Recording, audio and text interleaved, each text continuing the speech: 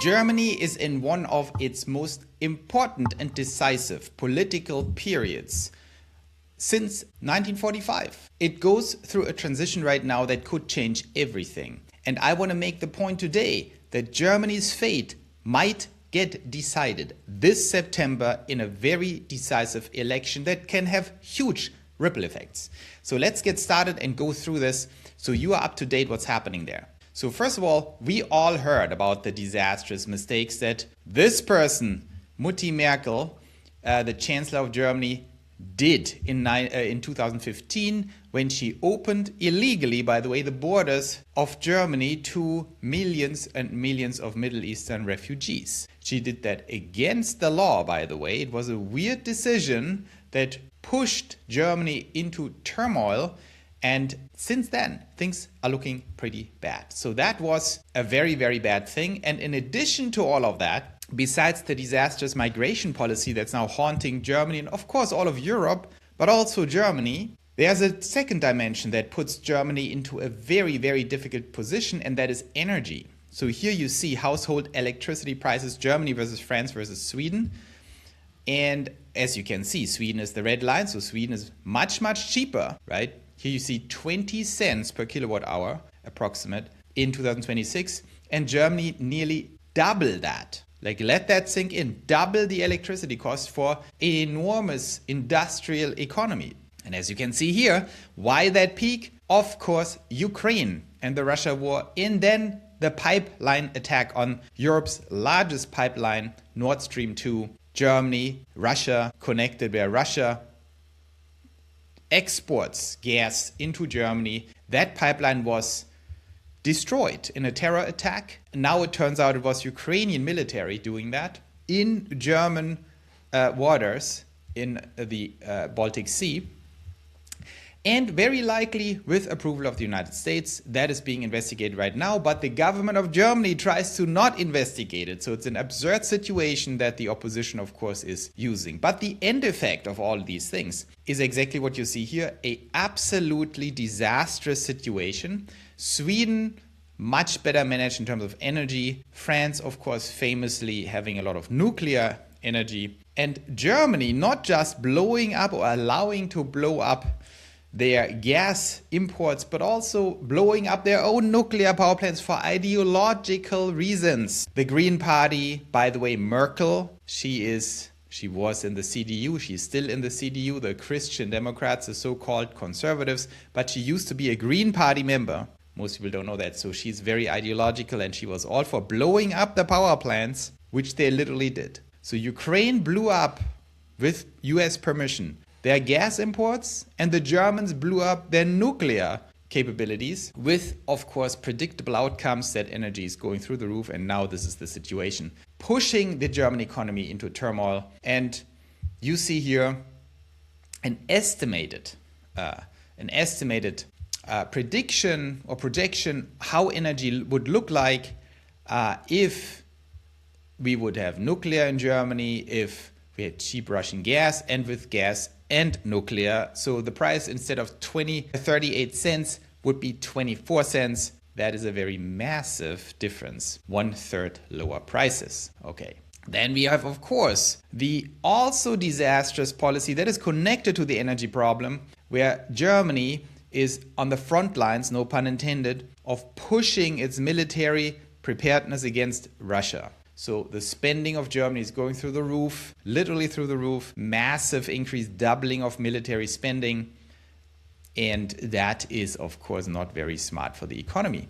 Then you have things like everyone knows, like the world champion in regulations. That's not very good for the economy. Then you have the wokeness problem. I'm just going through all the problems in Germany.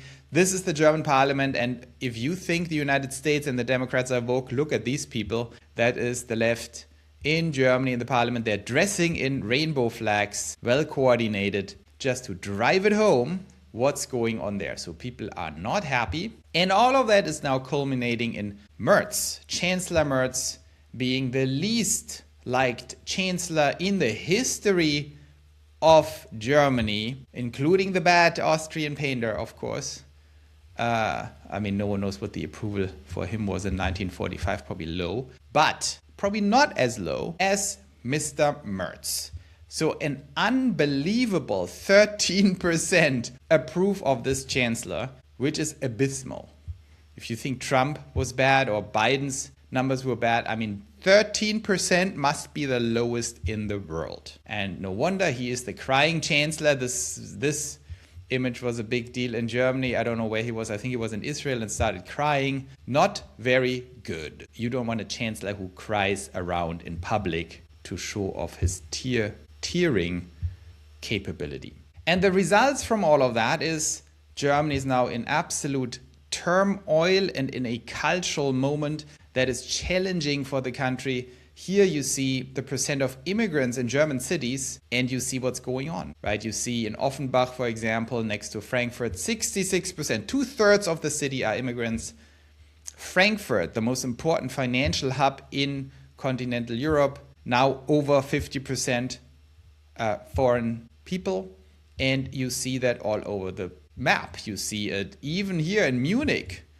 Very important hub in Bavaria, of course, in Nuremberg, nearly 50%, here over 50%, in Berlin, in the capital, 40%, and only the east, some parts of the east are not that bad, but even in Dresden and Leipzig, you have close to 20% foreigners. So, of course, Germany is not an immigration country, never was, and that is not something anyone is prepared for, and it has massive consequences. Here, you see an overview over the different states in Germany and the percentage of people with migration background. You see a clear difference between the East and the West, of course, that is well known. So the East has much lower rates for many reasons, but the West, you see Hessen, for example, Baden-Württemberg, very important, very, very important states. Here is Porsche, Mercedes, and so on. Here is Frankfurt in the banking system. The airport, one of the largest airports in Europe, is here. 31% of the entire population is now non-German ancestry. Interesting problems. At the same time, and that's what many don't know, because often the politicians say, well, we need all these crazy amounts of immigration because we need specialized workers. First of all, the people who are coming in, the vast majority are not specialized workers. They're illegal immigrants and asylum seekers who have literally no skills on average. And also the median has absolutely no skills. But at the same time, all of that, the bad economy, but especially also the cultural shift that leads to a lot of people who are not German being in Germany, crime, of course, absolutely skyrocketing, sexual assault skyrocketing, and the conflict in the population skyrocketing. So it becomes a very toxic atmosphere, and all of that leads to people leaving Germany, for example, me. But also many, many others, and these people tend to be not the people you want to have your country leave. It tends to be entrepreneurs, it tends to be younger people, it tends to be high performers, and it needs to be the famous special purpose workers and specialists, exactly the people that Germany doesn't have enough and therefore claims it needs all the migration, leads to exactly these people leaving the country. And we have record numbers this year, a record year. And here you see who is actually moving.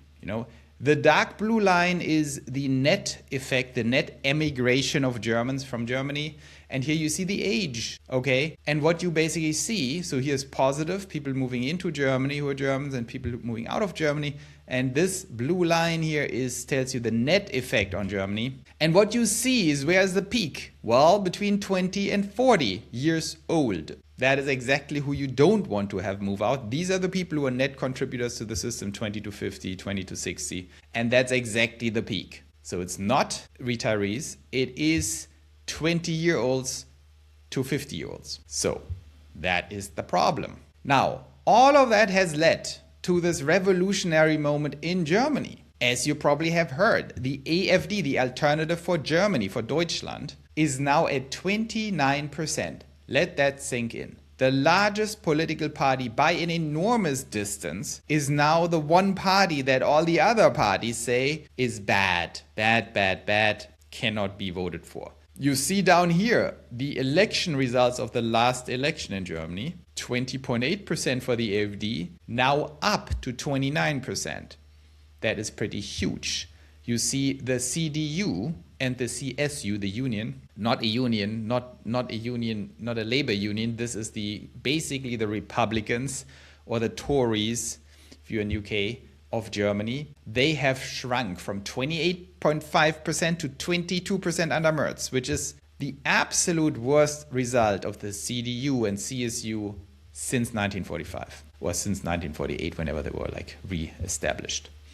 The SPD, completely devastated, also used to be, that's the Democrats, kind of. Here's the Republicans, here's the Democrats, SPD's Labor, the union here, this is the Tories. Tories, Republicans, SPD's Labor, Democrats. That's what you're seeing here. They are getting annihilated. The Greens, this is a German specialty, so the Greens, that's the crazy party, that's the most ideological party, the most radical left outside these people. We'll talk about Die Linke in a second. The Grüne and SPD, they are always doing things together. Of course, the Republicans here, the CDU is also in a coalition with the SPD and also likes the Greens because of Merkel, long story, but it makes no sense, as you can imagine. That is like, the Republicans being big Bernie Sanders fans and AOC fans. It makes no sense. And that gave rise to the AfD. That is now absolutely dominant. Then you have Die Linke, very important. Die Linke is a special phenomenon. Die Linke are hardcore communists. Not in the sense, in the derogatory sense that some Republicans call Democrats commies. They are actual communists. They are proud to be communists. They sing the communist hymn. And most importantly, Die Linke is the successor party of the SED, which was the single party of the communist dictatorship in East Germany. So I'm not kidding. That's the successor, the direct successor party. It's not like a conspiracy or something. That is literally what it is. The SED, when the wall came down, was rebranded to Die Linke, which means the left. And they have all these old people in there who ordered to shoot people in the back when they leave Germany, and they still talk about shooting people. So they are a little hardcore. And they are not like the SPD and Greens. They are true radicals in the real sense, not in an American AOC sense or something. These are like commies. Then you have the BSW, long story, but they are not important anymore. You have the FDP, which used to be the libertarians, but now they're marginalized. And that is the situation. And that is explosive because there is this theory in Germany. I'm giving you the full context, and then we go to why this is so decisive now. There is this theory. It's not a proven theory, but the theory is once the AfD reaches 30% and the CDU reaches 20%, the 2030 flipping point, tipping point, that is a very big moment, very likely in German culture and politics, because we have to understand that all these parties, they're called the old parties versus the AfD, all of these parties are ganging up on the AfD and say the AfD is not democratic. Now, there's zero basis for that. It's simply saying we don't like these people and we want to shame everyone who votes AfD by just saying they're not democratic, which is a weird way to say if you vote wrong, then you're not democratic. It sounds more like the people who say you're not allowed to vote for certain people are the ones who are not democratic. But no one cares about logic here. That is what it is. And that strategy, it's called the firewall, that everyone can form coalitions with everyone else, but you're not allowed to form a coalition with the AfD because, why not? There is a firewall, because the AfD is the only party that actually wants things to run fundamentally differently from the consensus of all these other parties. So there's a lot of hate going on there. But that has driven the AfD from 20.8% to 29% because the population of Germany thinks, why am I swamped with migrants that no one wants here? Why are we getting destroyed on the economy? Why are we preparing a war against Russia that literally no one wants? Why is that happening? And all of these parties, except maybe for Die Linke, the CDU, the Greens, the SPD, the FDP, they're all saying we need the war, we need to destroy the economy, and we need to swamp Germany in migrants. This is just necessary and there can't be a discussion. So the AfD is saying, no, that makes actually no sense. The other parties then say, you're all Nazis. Of course, without any kind of argument, it's just what it is. And that's the situation. Very interesting, by the way. If you split Germany up into West Germany and East Germany, Westdeutschland and Ostdeutschland, including Berlin, the picture is even more clear. East Germany and West Germany are still different cultures. The East Germans went through communism after Nazi Germany. And then in 1990, the wall came down, they were reunified. But the East Germans are the only Germans in history, in recent history, last 500 years history, or maybe in all of history, that actually had a successful people-driven revolution. And that is very important for the mentality in East Germany. They went on the streets and said, "We are the people," famously. And they helped bring down the wall by starting these mass protests against the communist regime. And won, importantly, right? That's the point. It's not that no German ever tried a revolution, but that never ended well.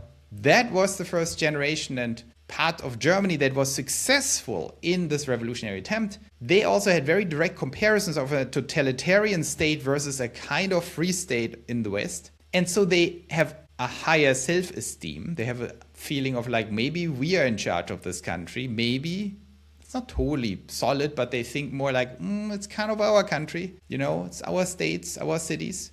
And they also know propaganda much better than the West Germans, because they have experienced propaganda firsthand, propaganda media that colludes behind the scenes to bring certain messages out that make actually no sense. They went through devastating economics when the media told them, no, you're just crazy.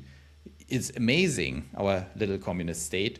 We have everything we need. But then you go to the store and it's all empty. So they are used to being propagandized and they are much more aware. And so the East Germans say, wait a moment, you're telling me everything is fine. There's nothing to see here. Russia, bad. Migrants, good. Economy, bad. I mean, bad to have money. I don't think so. I think that's wrong.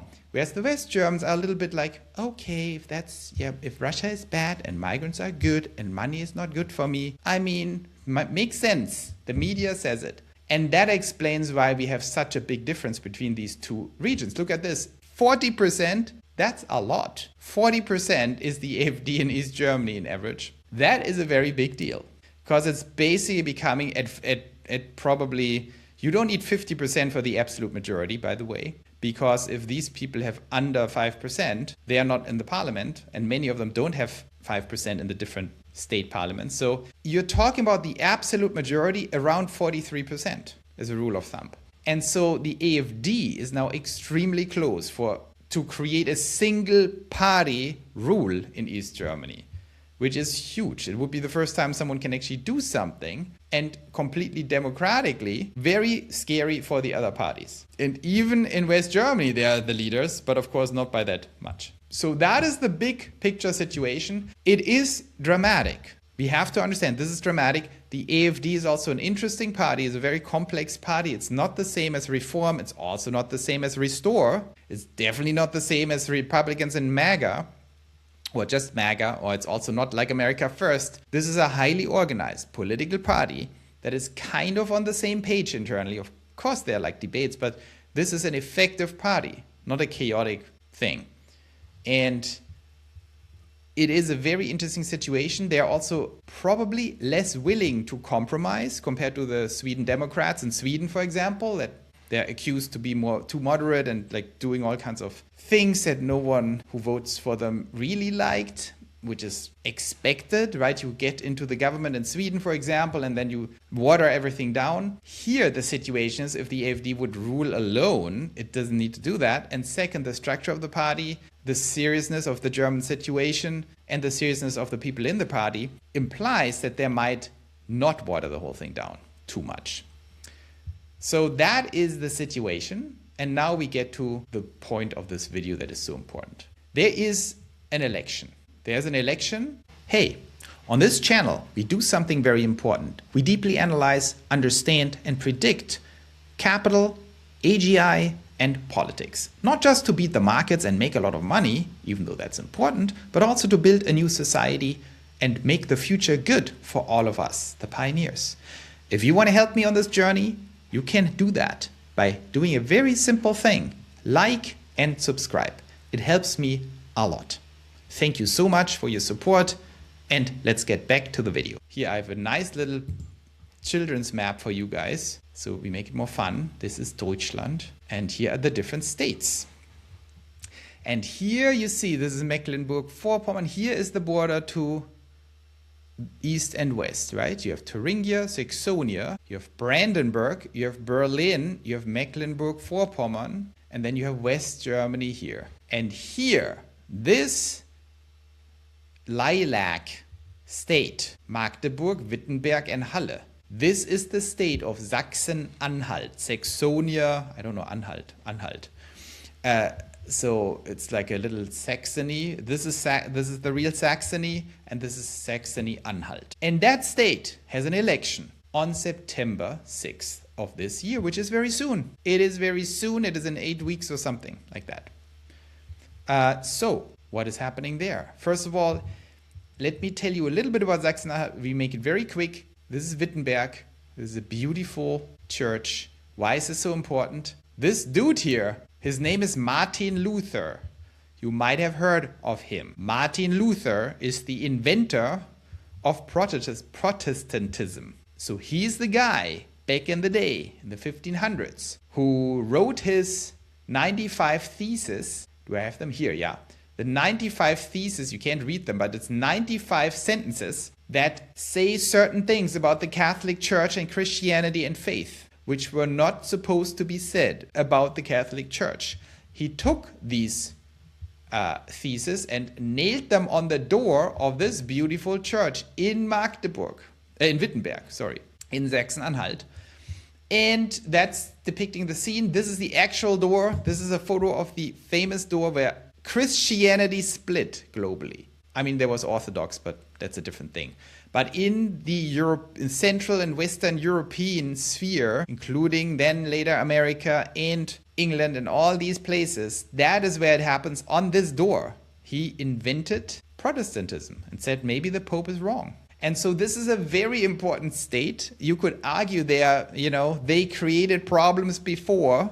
In case you don't know religious history, it was a major problem to invent Protestantism. It had giant effects on the world. You know that America is not Catholic, mostly. So Martin Luther is an important man, and he came from there. And that revolutionary spirit maybe is a little bit still there in that state. That's why I like East Germany. They have a great history. They have Prussia. No one is allowed to talk about that. They have, of course, the amazing state of Saxonia. They have Thuringia, another amazing state. Goethe, Schiller, they're all from there. Johann Sebastian Bach, maybe you like music from Dresden. They have this amazing history. But Sachsen-Anhalt is the homestead of Martin Luther, a very important man in the history of humanity and the West. And so here's what's happening there. The surveys, the polls show that the AfD in Sachsen-Anhalt is now at 42%. Let that sink in. I told you 43% is the absolute majority. They're 1 percentage point away from absolute majority. And if the SPD, by the way, falls below 5%, so 1% to go down, then 42% is already enough because these 6% drop out of the equation. And so you can tell how severe the situation in East Germany is, specifically in Sachsen-Anhalt, because all the old parties are done. If you are under 5%, you're not in parliament. You're out. You're not part of not just of the government, you are out of parliament. And so if SPD is also out, you only have 3 parties remaining. The conservatives, or fake conservatives, the CDU, the AfD, the alternative, which is, by the way, pretty much the same program-wise as the CDU, except for Russia and EU. But on all other things, they're pretty much the same, only that the theory is the AfD is not lying. And the CDU is definitely lying, as we see with Merz. So they're both conservative. They're saying less migration, remigrate everyone who doesn't belong to Germany, which is millions of people. Make sure we have a good economy. Make sure we have lower taxes, lower regulations. Make sure to not be insane. The problem is the CDU promises it and does the exact opposite. Not like in the United States where people lie a little bit and then they give some money to their relatives and stuff like that if you're a politician. The CDU is very extreme. They say, enough of the spending, we need to cut hard. When you elect us, we will cut spending. They come in and the first thing Merz does is the greatest explosion of debt within weeks that Germany has ever seen. So it's not just a little bit lying, it's shocking. Die Linke, of course, complete nut jobs, but you have to give it to them. They are not liars. They say, if you elect us, we are going to shoot the top 1% and it's all going to be fine. And we seize the property and we have paradise again, like back in the days. So they're pretty frank. I don't think they're lying. So that's the good thing about them, not lying. The bad thing is, well, it would be communism. So that's the problem now. In the East, you only have a handful of parties or less than a handful left. And the AfD, as you can see, is very big. So that's the situation. You see if that happens, right? That is how the seats in parliament will be distributed. The absolute majority would be 49 seats. At 42%, you have 48. You have 47 seats, I think. So all they need is 2 more seats. And if you can do the math, right? If these people drop out, 7 seats get redistributed. Think about this. So if the SPD would fall under 5%, it's game over anyway. If they maintain more than 5%, then they have to get to 43.5%. And the CDU is not looking very good. And now interesting things are happening. Here you see also the gains and losses in comparison to the last election. And you see the AfD has massive gains, insane gains, 18.2%. And you see here what's going on with the other guys. So now let's talk about more problems. Of course, the CDU, I told you a little bit about the Linke. This is, of course, Die Linke.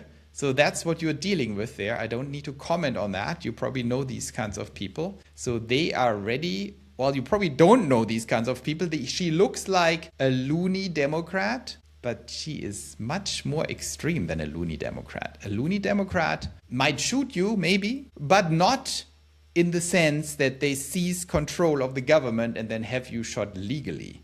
That's the big difference. And these are the guys, right? Tax the rich. They're singing the Internationale, the hymn of the communists globally. So it's complete nutjob land. And the problem here, by the way, one last thing, and then I will explain what the problem is. This is a report where Die Linke in the Bundestag, in the federal parliament, in Congress, when they had a strategy meeting, there was leaked what they're discussing. And one of these guys who is a parliamentary, like a member of parliament of Die Linke, literally said, so you know I'm not making this up, he literally said, and when we have shot the 1% of the rich, shot like dead, we still need to heat somehow at home. That's what he said. And then the boss of the Linke, of that party, told him, well, we are not going to shoot them. We will use them for useful labor. So he's referring to labor camps. So that's the moderating voice. He says, well, let's not shoot everyone right away. Let's put the rich people into labor camps. Just so you understand, these are not Democrats. It's a little more gone. And the problem is, going back to, so these are bad people. And the problem is here, when you look at these surveys, that now, of course, the CDU, including Merz, the entire CDU of Germany has now to discuss what are we going to do here. This is crazy. We cannot allow the AfD to win, says Merz. And so what are we going to do if that is the result? If the AfD is actually at 42%, cannot be the only party to rule, they need a coalition. Are we going to do a coalition with them as the CDU? Because in theory, we have the same program, but in reality, we can't do that. Or are we forming a minority government? Yeah, that's kind of what they're saying. The CDU could also, instead of supporting them, which they don't want, form a coalition with these people. But I just explained to you who these people are. Now imagine the Republicans, right? The Republicans would have a new party that they hate that's also Republicans. And they would say, we cannot cooperate with these people. And then instead of cooperating with the other Republicans, they would say, oh, we have to cooperate with this new communist party that literally wants to shoot rich people. Instead, because it's so important to maintain this firewall against these dangerous far-right extremists here who have the same program as us, and instead we cooperate with the people who say they want to shoot rich people. And now think about what that does to the average CDU voter, because that's what's being discussed right now. And if you know the average CDU voter, that's the prototypical German, super conservative, very common sense, probably Catholic or Christian. These are very conservative family men and women. They don't like the idea to form a coalition with communists who say they want to shoot everyone. So it's absolutely toxic what's going on there. And now there's basically debate in the CDU, oh, should we try to actually make the AfD win? So we are not in the predicament to make a decision if we have to actually collude with the communists. Because if the AfD wins, yeah, we look a little dumb, they take over, but at least we don't have to do this. We just say, oops, so bad, we lost. So these are the tactical decisions that have to be made now in Sachsen-Anhalt. Why is this also important for Germany? You might think, who cares about a little Martin Luther country? Here, by the way, this is the CDU guy, Sachsen-Anhalt CDU boss, and that is the AfD boss in Sachsen-Anhalt. And that was a big scandal because they were joking and they had a good time on a podium where they had a discussion. And that's a big no-no for the the federal CDU, that their CDU man here is getting friendly with the AfD guy because fundamentally they want the same thing. And he got a lot of hate for that because you cannot collude with these evil guys. They're so evil because they say this, they want the same thing as us. And so that was a big scandal because locally in the States, the CDU says like, dudes, hello, we have to actually govern. What's so bad about these people who just literally want the same thing as us? We are just not allowed to do what we actually promised because of the people on the federal level of Merz, the chancellor. So that's the situation. There was a big scandal, like the buddy photo. It's called buddy photo. Like this was a scandalous photo where Siegmund, this guy, and Hoyer, this guy, were too friendly. And, and then Hoyer, the CDU boss, said, oh, I never liked the concept of the firewall. I never liked the concept of the firewall. The CDU guy says, I never liked the idea that we have to separate ourselves from the AfD, as the chancellor says. So he punched Merz in the tummy, said, dude, I'm not going to do this anymore. So they're starting to distance themselves from Merz more and more. Here is a report that Merz is not very welcome, of course, in the election in the state. So the CDU in the state says, Chancellor, you can stay home. We don't like you here because people really don't like you. But it's their own party, of course, and their own chancellor. So that is going on there. Here you see that. This is a very left-wing media outlet, but it's fine. So they're having a field day mocking the CDU. So all of this is happening, and the CDU might be trying to lose. What does that all mean? Why is this so important? I explained to you guys why it's so important that the AfD is taking over East Germany and might just win the election in September. If this happens, it might be the beginning of the end of Merz.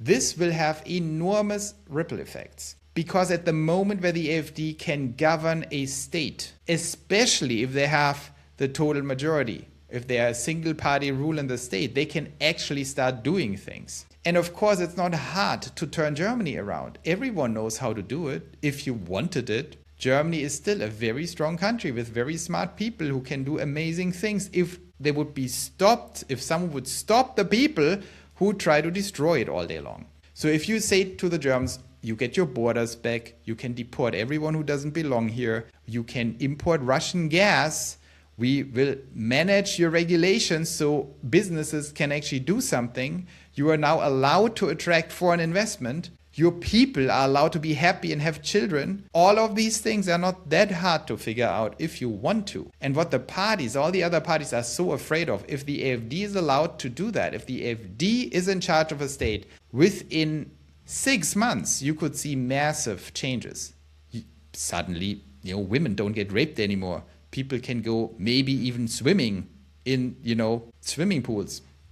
All these things. Maybe the cities become safe again. That is all not rocket science to figure out. And once you do this in one state, what do you think all the other German citizens think? Like, wait a moment, why are we not doing that? And then it's game over. So there is a very clear theory. If the AfD wins, Merz is over. The government, the federal government will implode and there will be new extraordinary elections, because German federal elections for the chancellor are normally scheduled for 2029. But if they win, it is very unlikely that Merz is going to survive it. And then we get elections in 2027 in Germany. And if then the AfD would win with 30% or something, the CDU would be forced into a coalition, very likely. Or if not, something terrible would happen. And the big picture here is, if the AfD would win on the federal level in 2027, now you can connect the big picture dots. It would be game over for the entire European disaster that we are experiencing. Because Germany is the one country that could force the EU to change whatever they want to change. Because if Germany quits the EU, if Germany stops paying, the EU is immediately dead. So Germany is the one country that can force the EU to change. And that is why everyone of the ruling elite is terrified of this. And even though that's just one small state in Germany, the ripple effects could be dramatic. And so it's very important to watch that 6th of September and see what's actually going to happen. And even if the AfD doesn't win, it could destabilize the government, because what is the choice then? That the CDU creates a coalition with the communists? That's also going to be the end of Merz. So in a way, I think an AfD victory would lead to the biggest ripple effects. But if the AfD is stuck at 42%, it probably also is the beginning of the end of the Merz government. So there you have it. That is the situation in Germany. It's very dramatic and things are definitely going to change. Change is in the air, but the situation is also dire. So it remains very interesting. I'm going to report on that more when new things happen. We also have new surveys and polls out, but I will keep you updated and I hope to see you soon.